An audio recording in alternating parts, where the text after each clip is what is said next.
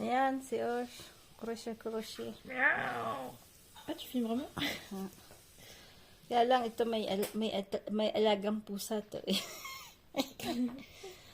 Pusa. Ayan, mahilig po siya sa, ang tawag dyan, crochet.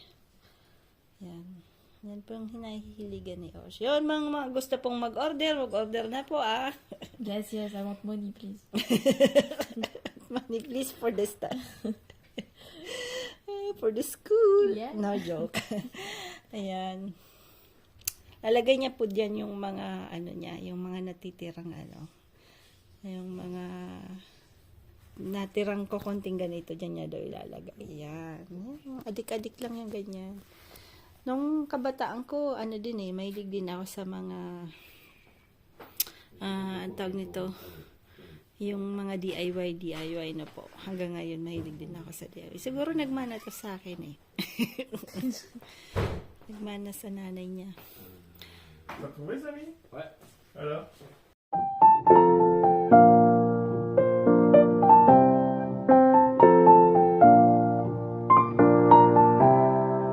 Yan po yung balat po ng apple, no? Pag kumakain si Dad. Hindi niya po kasi yan kinakain. So, hindi ko po yan pinapatapon kasi pinapakain namin sa mga manok. Kaya, yan po maganda pag may manok. Wala pong gaanong tapon na po, lalo na yung mga prutas kasi kailangan po nila yung mga fruits. Tapos, ito rin. Yan. Mahilig po sila sa kanin. So, yung nakadikit sa kaldero na po, pinapakain din po namin yan. Yan. Nung kahapon po yan. So, kagabi. Tapos, imimix ko lang po yan dyan. Nilinisan ko lang po yung nilalagyan namin ng pagkain kasi maraming ipot yun para wag po silang magkasakit. Yan. Importante rin po kasi yung linis-linis sa kainan nila, no po. Yan. So, bibigay na natin to sa mga manok. Parang nangingitlog na. Nangingitlog sila. Ewan namin kung tatlo. Sure, dalawa po yung nangingitlog. Pero yung dalawa, malapit na pong mangitlog. Sana nga mabilis na kasi para apat na po yung itlog araw-araw, no? Pero minsan nagpapalya din po silang mangitlog, no po. Ayan, sobrang lamig. Tapos nagkaroon pa kami ng problema sa internet. So hindi ako makapanood ng YouTube. Nagkaroon kami ng konting problem sa internet. Siguro may inaayos pong poste. Tapos wala pa kaming fiber. So ina-ask po namin na sana po magkaroon na kami ng fiber para mas mabilis-bilis po yung ano namin, yung connection namin sa internet na po. Ayan. So, saute po ako ng potato kasi yun po yung gusto nila, no? So, ilalagay ko po yan na linalaga muna ng 20 minutes, no po. Pagka after 20 minutes kulo, papalamigin nyo po, no? So, hiwain natin yan ng pabilog. Hindi naman wag masyadong maano po. Wag masyadong manipis, wag naman po masyadong makapal, no po. Tapos ano natin yan sa oil olive tsaka sa ano po, margarine. Ayan. So yan po yung ka-partner ng ano ng roast beef mamaya. Wala po to dati. Ayan. Dapat may butter, may margarine na po. Ayan. Dapat malaki yung, dapat non-stick na po. Huwag yung kawali natin sa Pinas. Yung durog. Ayan. Dala na ako ng gano'n. Yung kawaling gaya sa atin. No? Meron kami dating gano'n sa Bicol. Kaya lang. Siyempre nung lipat-lipat ba kami, hindi na yun. Hindi na namin alam kung na kanina yun. Anyway.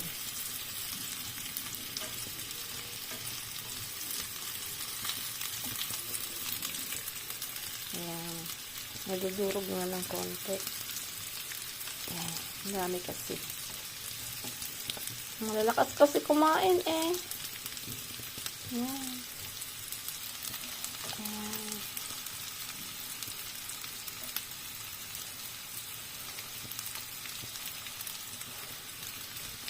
Nilagyan ko po ng chorizo. Dapat dahan-dahan lang po yung ano yung kalayo, no? Kasi baka naman po matutong. Ayan. Parang matututong. Ayan. At, yan na po yung ano natin. Mayroon, nagkakaproblema po ako sa monetization ng aking channel. Kasi, sa France po kasi, pagka nag-asawa ka na, yung mga papers mo, all is, may parang, ano po, hindi po kasi nakukuha mo agad yung surname ng asawa niyo po, no? So, that's the problem. Kaya si Manay ang makakatulong sa akin. Kasi si ka-farmer busy yun.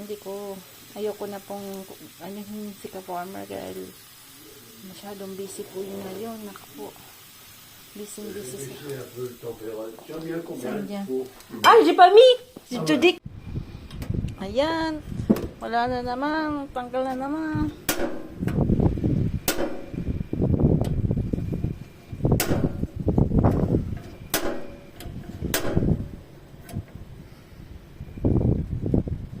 Naku, wala na yatang gas. Nawawala ang gawa ng hangin. Ang ilaw tong makakain natin, ha? Hindi na lang kasi ayan na po yung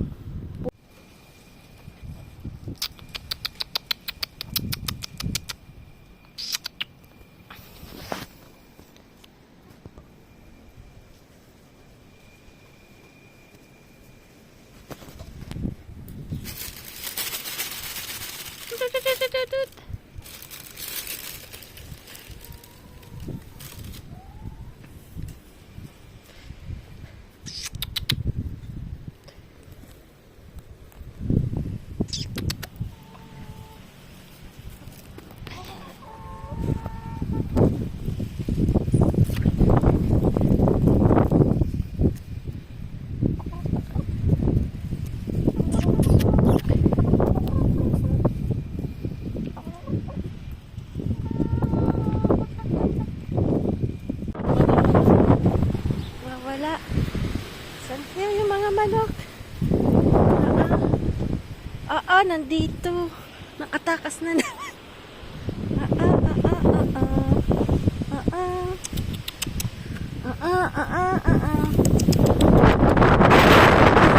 Hangin.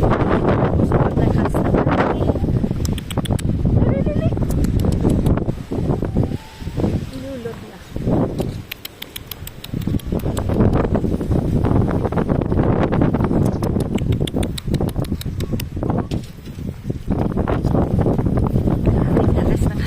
Lamig. Ako ng pating. Lamig, malamig, malamig!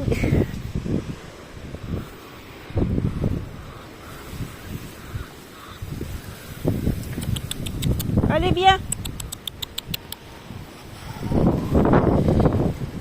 Mag-ano po kami, mag-grocery kasama yung dalawa. Grabing lakas ng hangin po. Tingnan niyo po. Sobrang lakas ng hangin. Ay, Diyos ko, Mio. Sumama pa ako kasi pag kayong dalawa lang na to nag-grocery, maraming kulang, abay. Ayan. Ang hilig pa naman pong kumain. Or, pagkatas namin kumain, parang Pilipinas din. Ayan. Iisipin agad ko anong kakainin ng gabi. Pag gabi naman, iisip na agad ko anong kakainin ng kinaumaga. Kaya, parang naalala ko sa Pilipinas, ganun din po kami magkakapatid, no? So, mga ano talaga love eating talaga persons. No? Pero, I mean, it's a good sign pagka yung mahilig po sila kumain. Magana pa pong kumain. Lalo na po sa age nila, no po? Kasi ibig sabihin, they like your life. Yun. Di happy food, happy life. Yung mga tao pong masaya, ay, yan po yung mga taong mahilig kumain na po. So, ibig sabihin, basta wag lang pong abusado sa pagkain na po. Wag lang yung mga foods na din, madideteriorate yung body natin na po. So, dapat lang po tayo, yung balanced diet, ganyan. Pero, pwede naman po yung mga sasabihin natin mga foods na industrialized, wag lang pong parati-parati. Yan. Kasi yung ano pa rin po yung mga fruits, vegetables is important pa rin naman po sa ating buhay-buhay. Kasi nga sabi nila, yun yung po yung gasolina ng ating buhay na po, yung good food yan. So, wag namang yung masyadong strict. Kasi marami din pong namamatay sa mga gano'n. No? Kaya, enjoy life na lang. Ayan. Magwa-water tayo ng halaman na po. Ayan. Ayan. Gagamitin ko yung hose. Mainit today.